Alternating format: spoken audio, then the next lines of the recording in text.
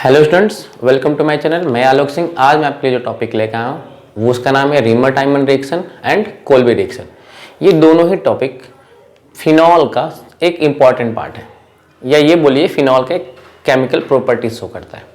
हम इस रिएक्शन में ये जानेंगे क्या कि कोल्बे रिएक्शन में प्रोडक्ट क्या बनता है, रीमर-टाइमर रिएक्शन में प्रोडक्ट क्या बनता है। ठीक है, तो देखिए हम सबसे पहले जानेंगे क्या कि कोल्बे रिएक्शन क्या होता है। कोल्बे रिएक्शन होता क्या है, और ये जो दोनों टॉपिक है ना, ये सीबीएसई बोर्ड हो या आईसीएसई बोर्ड हो या कोई भी स्टेट बोर्ड हो, इससे क्वेश्चन आने की संभावना सबसे अधिक होती है। ठीक है, देखिए तो कोल्बे रिएक्शन लगता किस पे, तो ये लगता है फिनॉल पे। कोल्बे रिएक्शन कहाँ लगता है? फिनॉल पे लगता है। अब मैं एक उम्मीद लगा सकता हूं आपसे क्या कि फिनॉल में अगर आप गौर से देखेंगे तो वहां जो ऑक्सीजन है उसके पास दो दो लोन पेयर है। ठीक है, और आपको ये आइडिया होगा क्या कि अगर बेंजीन पे ऐसा कोई ग्रुप लगा हो, बेंजीन पे ऐसा कोई ग्रुप लगा हो जिसके पास लोन पेयर हो, वो ऑर्थो और पैरा डायरेक्टिंग होता है। क्या बताया मैंने? बेंजीन पे अगर ऐसा कोई ग्रुप लगा हो जिसके पास लोन पेयर है, तो उस पे बाहर से आने वाला इलेक्ट्रोफाइल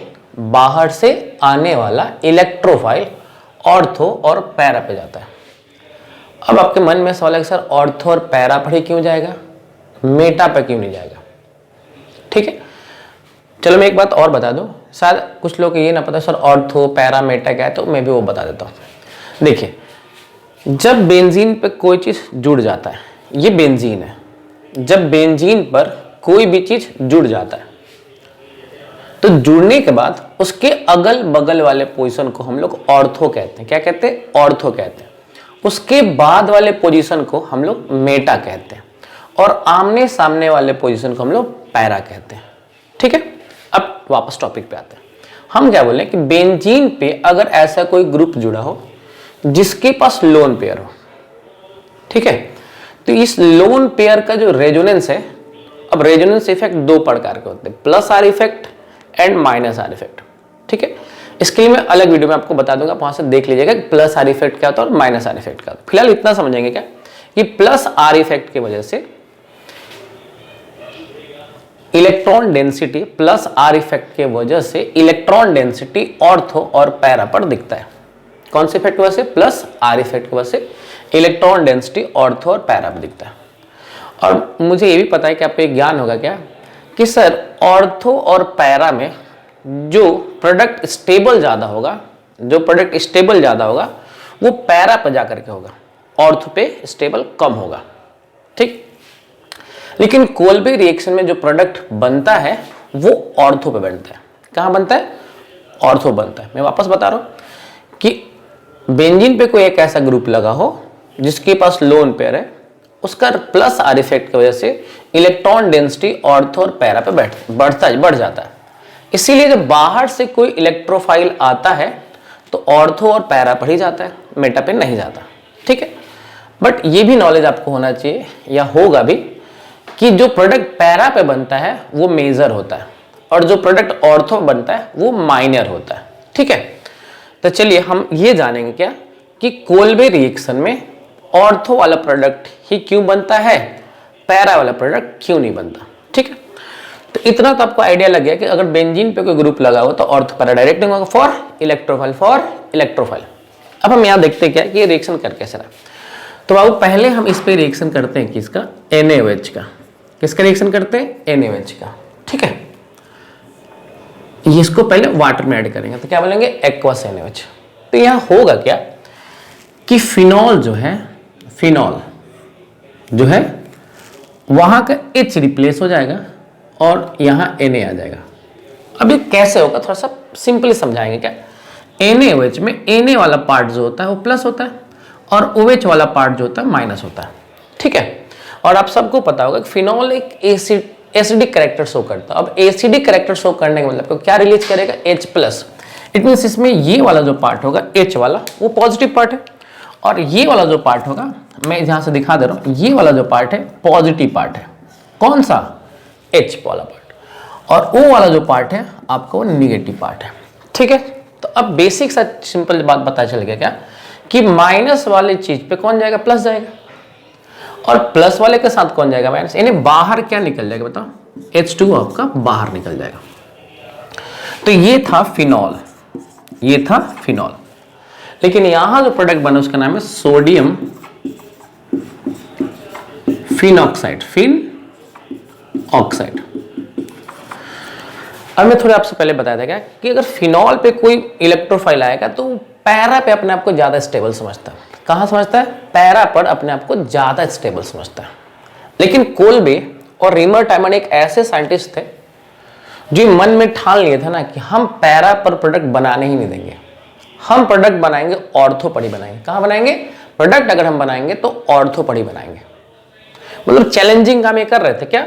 सबको पता है कि प्रोडक्ट पैरा पे ज्यादा बनना चाहिए था, ऑर्थो पे कम बनता है, लेकिन ये चैलेंज एक्सेप्ट करते नहीं, हम पैरा पर ही ऑर्थो पर ही प्रोडक्ट बना के दिखाएंगे। तो ये क्या करते, थोड़ा सा ट्विस्ट चेंज करते, तो फिनॉल को पहले कन्वर्ट करते हैं सोडियम फिनॉक्साइड में।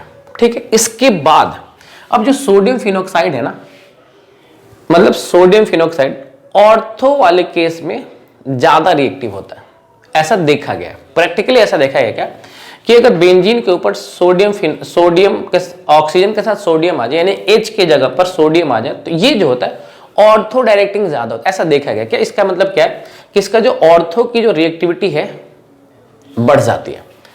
इट मींस पैरा के रिस्पेक्ट में कौन सी रिएक्टिविटी बढ़ेगी बताओ? ऑर्थो वाली। ठीक है, अब ये क्या करते हैं, इसके ऊपर पहले CO2 का रिएक्शन करा देते हैं। किसका कराते हैं? CO2 का। अब CO2 कहां जाके बैठेगा? पैरा पे जाके बैठेगा, सॉरी CO2 कहां बैठेगा? ऑर्थो पे जाके बैठेगा, और यहां जाकर के क्या बना लेगा? ONA, और यहां बना लिया COOH। अब आपके मन में एक सवाल आएगा कि सर यहां CO2 तो समझ में आ रहा था, सर H कहां से आ गया? तो आपको पता होगा कि यहां सब जगह H है। मैं आपको ना अगले वीडियो में मैकेनिज्म करके कंप्लीटली दिखाऊंगा कि रिएक्शन हुआ एक्चुअली में क्या। ठीक है आप देख रहे हो क्या कि ONA के आने की वजह से CO2 आराम से कहां जाकर बैठ गया बताओ?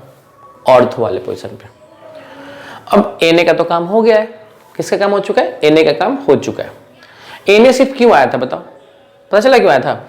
बस ये करने के लिए कि हम CO2 को ऑर्थो पर बैठने में सहायता करेंगे। जैसे CO2 ऑर्थो पर बैठ जाता है, Na का काम खत्म। अब कहता है भाई ऑक्सीजन, हम तेरा काम कर लिए, अब हमको यहां से छुट्टी दे दो। मतलब क्या कि H को हटा कर कौन आ गया था बताओ? Na। सिर्फ किस लिए आया था पता चल गया कि यार हम देखते हैं कि मेरे रहते हुए ऑर्थो की रिएक्टिविटी क्यों नहीं बढ़ेगी, और हम बढ़ा देंगे क्योंकि मेरे पास कैपेसिटी है। तो जैसे ही Na आता है ऑर्थो की रिएक्टिविटी को बढ़ा दिया, और इसके रहते हुए CO2 कहां जाके बैठ गया? ऑर्थो बैठ गया। अब Na का काम खत्म हो चुका है। तो Na को हम बाहर निकालने के लिए क्या करेंगे? स्टेप, मतलब पहले इसके साथ का रिएक्शन कर लिया, अब इसके साथ करेंगे क्या? अब हम इसका करेंगे हाइड्रोलिसिस। क्या करेंगे? हाइड्रोलिसिस करेंगे। किसके प्रेजेंस में बाबू? तो एसिड के प्रेजेंस में हम इसका हाइड्रोलिसिस कर देंगे। अब सेम बात ध्यान रखिएगा। अब क्या होगा, इसमें ये वाला पार्ट नेगेटिव है और ये वाला पार्ट पॉजिटिव है। ठीक है, अब इसमें आपको पता है ये पॉजिटिव पार्ट है और ये नेगेटिव पार्ट है, तो क्या हो जाएगा आपको दिख रहा होगा, OH आ गया और COH आ गया, और बाहर में क्या निकल गया? NaOH। क्या बाहर निकल गया? NaOH। यानी जो NaOH आया था ना, वो क्यों आया था? सिर्फ ऑर्थो वाले पोजीशन पर रिएक्शन करवाने के लिए आया था। तो जो प्रोडक्ट बना है कोल्बे रिएक्शन में, उसका नाम है सैलिसिलिक एसिड। इसका नाम क्या है? Salicylic acid. ये कॉमन नेम है। ये जो सैलिसिलिक एसिड है ये इसका कॉमन नेम। इसका IUPAC नेम क्या है? 2-हाइड्रोक्सी बेंजोइक एसिड। 2-हाइड्रोक्सी बेंजोइक एसिड इसका IUPAC नाम है। इसका एक और नाम है, क्या नाम भाई? इसका एक और नाम क्या हो सकता है, अदर नेम, यहां मैं लिख दे रहा हूं क्या, ortho hydroxy benzoic acid, ortho hydroxy benzoic acid.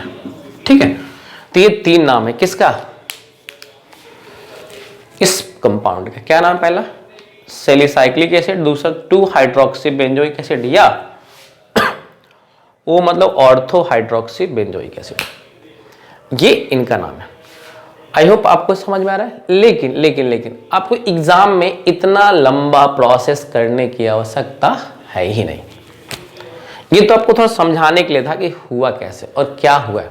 आप इनको एग्जाम में 1 स्टेप में करेंगे। अगर आप गौर से देख रहे होंगे तो ये रिएक्शन ऑलमोस्ट 3 स्टेप में हो रहा है। 1 स्टेप, 2 स्टेप और 3 स्टेप। पहले फिनॉल को सोडियम फिनॉक्साइड में कन्वर्ट किए, फिर इसके रहते हुए CO2 को यहाँ ऐड कर लिए, और इसके रहते हुए फिर हाइड्रोलिसिस करके वापस OH ला दिए। यहाँ H कैसे आपको पता है, बेंजीन में हर जगह H लगा होता है, तो CO2 के साथ H आ जाएगा। मैं आपको मैकेनिज्म में दिखा दूंगा कि रिएक्शन हो कैसे रहा। फिलहाल आप रिएक्शन को समझेंगे। मतलब देखो एग्जाम में ना हर जगह मैकेनिज्म नहीं पूछता, तो जहां काम बिना मैकेनिज्म का हो सकता है तो हम मैकेनिज्म दिमाग काहे लगा लेते हैं। ठीक है, लेकिन समझ तो सकते हैं ना कि ये ऐसे चल रहा है। ठीक है, अब इस रिएक्शन को छोटा करके कैसे लिखेंगे वो आपको दिखाएंगे। कृपया करके आप इसका स्क्रीनशॉट लीजिए। ठीक है,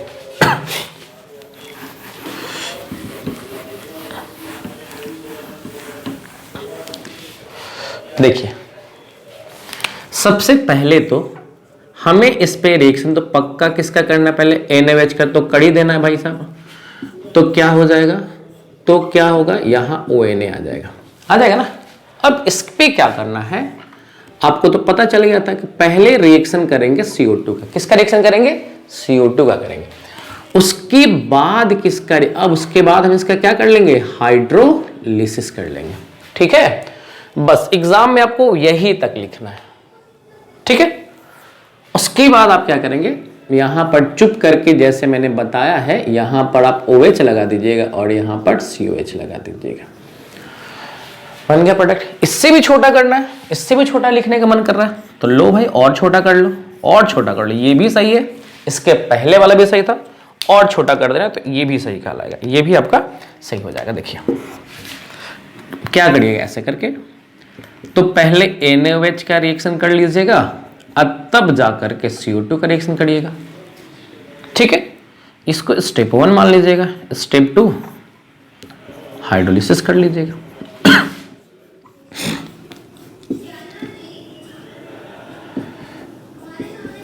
मैं तो CBSE वाले बुक्स में मैंने देखा है क्या है कि कोल्बे रिएक्शन, रीमर्ट तो गजब भी बार पूछे, मतलब कहिए मत, बहुत बारी रिपीटेड क्वेश्चन है।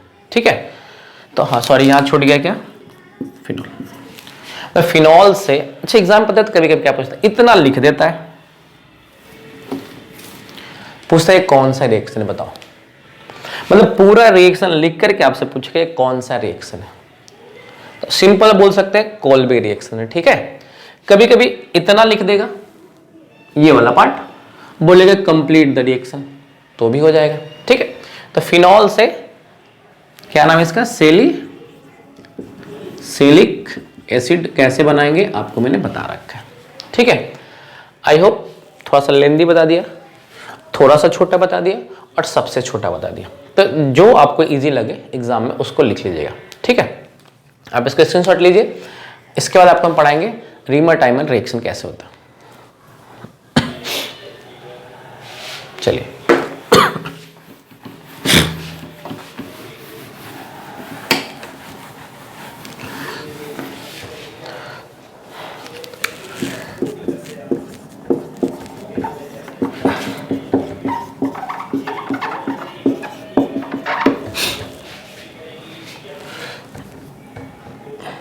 Reamer-timer reaction.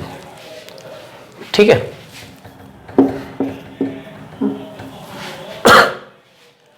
अरे यार गड़बड़, रीमर-टाइमर रिएक्शन। ठीक है, अभी चलता है किस पे, ध्यान रखिएगा। ये होता है फिनॉल पे, ये भी कहाँ होता है, फिनॉल पे होता है। ठीक है। ये भी क्या करेगा, पहले NaOH के साथ रिएक्शन करवाएगा। किसके साथ कराएगा? NaOH के साथ। चलिए इसका लेंदी पार्ट पहले समझ लेते हैं। क्या होगा, अब तो आइडिया लग ही गया होगा कि हाँ ONA आ जाएगा। लो भाई, अब हम इसके ऊपर क्या करेंगे, क्लोरोफॉर्म का रिएक्शन करेंगे। किसका रिएक्शन करेंगे? क्लोरोफॉर्म का रिएक्शन करेंगे। यानी स्टेप 1 में हम क्लोरोफॉर्म का रिएक्शन करेंगे। इसके बाद तो क्या होगा, ये क्लोरोफॉर्म जहां जुड़ने जाएगा ना, कहां जाएगा, आपको ऑलरेडी बताया था ना, ऑर्थो पे जाएगा। ये Na आ गया ना, Na आने का मतलब क्या है कि रिएक्शन पैरा पे नहीं होगा, ऑर्थो पे होगा। तो क्या करेगा, एक Cl यहां का और यहां का एक H निकल लेगा। तो जैसे ही एक H निकलेगा वहां बन क्या जाएगा, ONA, और यहां बन जाएगा CHCl।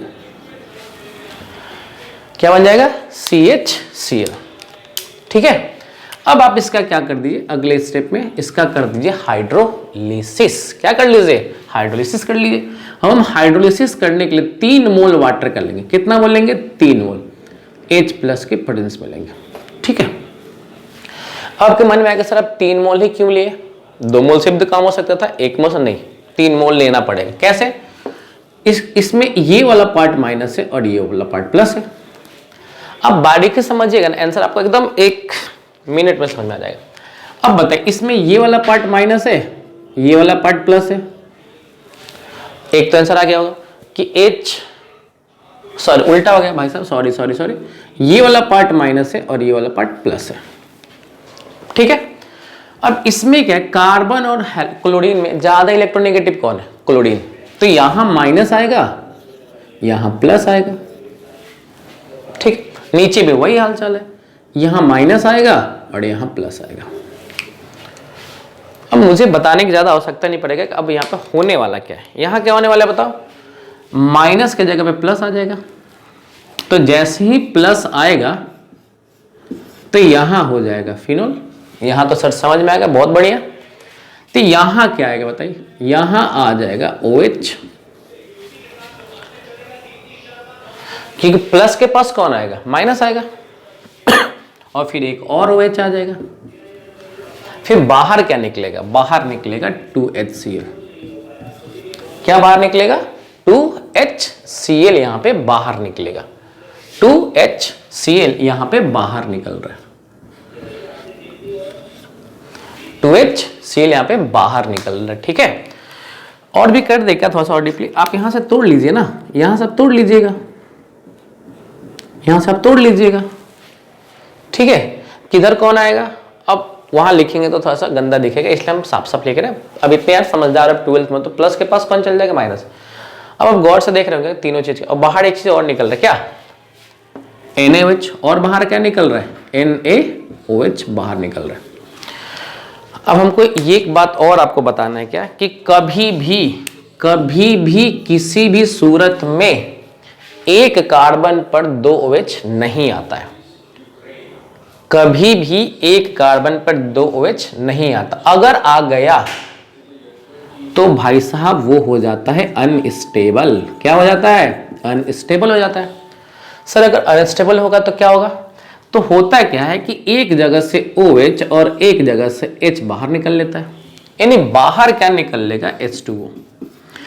और ये अपने आप को स्टेबल करने के लिए बाहर निकाल लिया H2। और यहाँ क्या बच जाएगा? CHO। क्या बच जाएगा यहाँ पे? CHO। यानी कुल मिलाकर के यहाँ एल्डिहाइड ग्रुप आके जुड़ जाएगा। तो जो कंपाउंड बना है उसका नाम है, बताएंगे, सेल्डिहाइड।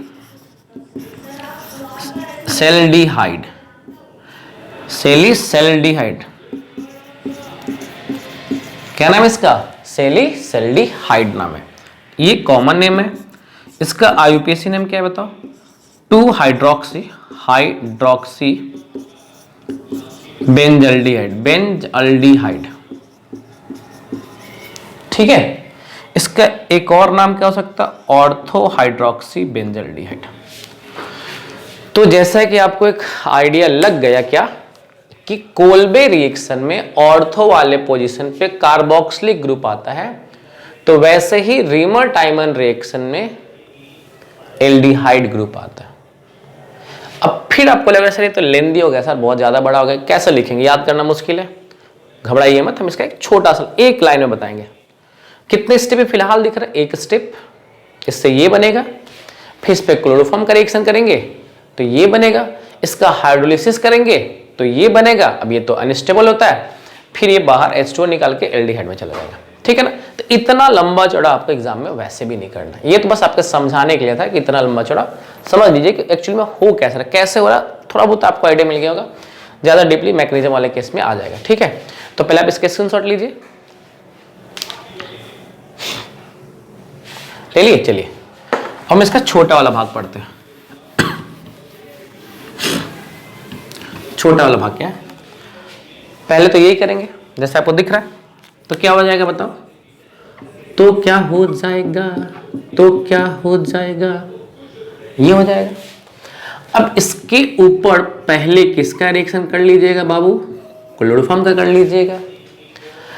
और क्लोरोफॉर्म का रिएक्शन करने का जो भी प्रोडक्ट आएगा उसके बाद आप उसका क्या कर लीजिएगा? हाइड्रोलिसिस कर लीजिएगा, ठीक है।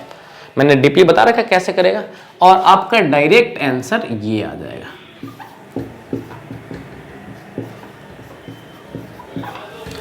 इससे भी छोटा करना है, ये बड़ा लग रहा है, चल और छोटा कर। इससे भी छोटा कर सकते हैं, बिल्कुल कर सकते हैं। छोटा कैसे? तो आप यहां क्या कर लेंगे? फिनॉल लगा लो यार। तो पहले किसका रिएक्शन करेंगे? NaOH का कर लेंगे, उसके बाद क्लोरोफॉर्म का कर लेंगे, ठीक है। तो पहले रिएक्शन इसका करेंगे, उसके बाद हम लोग किसका करेंगे बताओ? हाइड्रोलिसिस करेंगे, कोई दिक्कत नहीं, हाइड्रोलिसिस करेंगे 3 मोल लेकर के, ठीक है। ऐसे ऑर्गेनिक में एक छूट होता है कि हम लोग बैलेंस करने का हो सकता है, उससे तो नहीं होता, लेकिन लिखना हो तो लिख सकते हैं, ठीक है। ऐसे लिख देना 3HOH,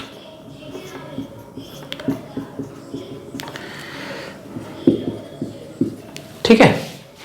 क्या बन जाएगा, क्या बन जाएगा, क्या बन जाएगा, क्या बन जाएगा? तो आपका बन जाएगा यहाँ पे ये। पहले इतना बड़ा किया, फिर इतना छोटा किया और इतना छोटा कर लिया। एग्जाम में यही याद रखिएगा, ठीक है। तो ये जो आपका बन रहा है ये कौन सा रिएक्शन है? रीमर-टाइमन रिएक्शन है, ठीक है। तो जो आपको इजी लगे, मेरे ख्याल से ये सबसे आसान चीज, सबसे आसान चीज यही चल रहा है, ठीक है।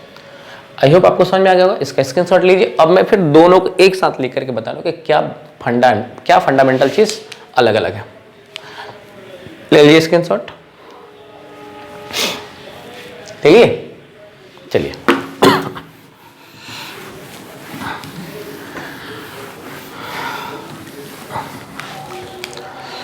एग्जाम में क्वेश्चन क्या बनता है, क्या बनता है, क्या बनता है, वो आप देख लीजिए। फिनॉल, फिनॉल ऐसे आता है क्वेश्चन। NaOH CO2 हाइड्रोलिसिस, ऐसे ही लिख के आ जाएगा।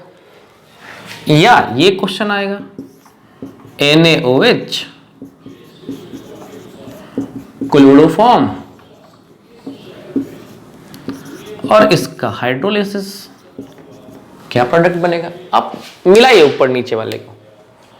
रिएक्टेंट सेम है, ये भी सेम है, खाली अंतर क्या है? अगर CO2 दिख रहा है तो कोल्बे रिएक्शन, अगर क्लोरोफॉर्म दिख रहा है तो रीमर-टाइमन रिएक्शन। प्रोडक्ट क्या बनेगा? प्रोडक्ट आप आराम से लिख दीजिएगा। प्रोडक्ट यहां पे जो बन रहा है यहां आ जाएगा COH, क्या आ जाएगा? COH आ जाएगा। और यहां जो प्रोडक्ट आपका बनेगा, यहां जो प्रोडक्ट आपका आएगा उसका नाम है एल्डिहाइड, ठीक है। बस बेसिक्स अंतर है। तो ये कोल्बे वाले हैं और ये रीमर वाले हैं, रीमर-टाइमन, ठीक है। कहां अंतर दिख रहा है? देखो रिएक्टेंट दोनों का सेम है। NaOH यहां भी है, NaOH यहां भी, फिर उसके बाद CO2 डालेंगे ना तो दिमाग में खटाक से आना चाहिए क्या? अच्छा ये कोल्बे है। यहाँ क्लोरोफॉर्म डालेंगे, खटाक से दिमाग में आना चाहिए क्या? अच्छा ये रीमर-टाइमन। तो यहाँ एल्डिहाइड आएगा, यहाँ COH आएगा, ठीक है। नाम आपको मैंने बता रखा है, salicylaldehyde, sorry salicylic acid, salicylaldehyde, 2 hydroxy benzoic acid, 2 hydroxy benzaldehyde, ortho hydroxy benzoic acid, ortho hydroxy benzaldehyde, ठीक है। तो ये आपका दो छोटा सा टॉपिक था, उम्मीद करते हैं आपको समझ में आ गया होगा, ठीक है। और मैं ऑलरेडी पहले ही बोल रखा हूँ, ये बहुत बहुत बहुत इंपॉर्टेंट टॉपिक है। 2 मार्क्स कभी आ सकता है, कभी 1 मार्क्स में आ सकता है, कभी कन्वर्जन में आ सकता है, तो जैसे भी है आपसे बन जाना चाहिए। मेरा काम आपको बताना है कैसे भी क्वेश्चन छोटे छोटे, देखो एक एक नंबर बहुत इंपॉर्टेंट होता है, तो कैसे भी करके क्वेश्चन बनने से मतलब है, ठीक है। मिलते हैं नेक्स्ट वीडियो में, बेस्ट ऑफ लक। वीडियो अच्छा लगा तो दोस्तों को रिकमेंड करें कि प्लीज़ देख लीजिए। आपका काम हो चुका है, दूसरों का भी भला करें, आपका भला हो गया दूसरों का भला करें, ठीक है। Bye bye, best of luck.